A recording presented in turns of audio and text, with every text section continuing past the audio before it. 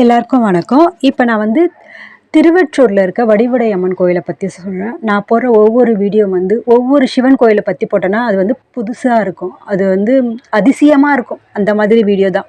இந்த சிவபெருமான் வந்து சாதாரண கல்லால் ஆனவர் கிடையாது. இவர் வந்து புற்று மண்ணால் உருவான சிவபெருமான். இவருக்கு வந்து அபிஷேகம்லாம் கிடையாது. வருஷத்துக்கு ஒரு முறை புணுகுனால் தயார் பண்ண தைல அபிஷேகம் பண்ணுவாங்க. இந்த தைலத்தை வந்து உடம்பு சரியில்லாமல் இருக்கிறவங்க கை கால் வலியில் அது வாங்கி யூஸ் பண்ணுவாங்க, சரியாயிடும். அதுவும் இல்லாமல் இன்னொரு தனி சிறப்புன்னா 27 நட்சத்திரத்துக்கான சிவலிங்கமும் அது உள்ளே இருக்குது.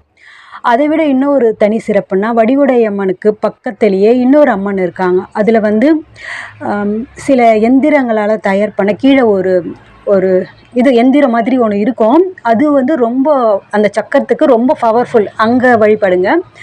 அதுக்கு இல்லாமல் இன்னும் ஒரு தனி சிறப்புன்னா குரு பகவானுக்குன்னு ஒரு பெரிய தனி சன்னதியே அங்கே இருக்குது.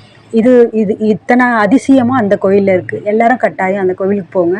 எல்லாரும் நல்லா இருங்க. தேங்க்யூ.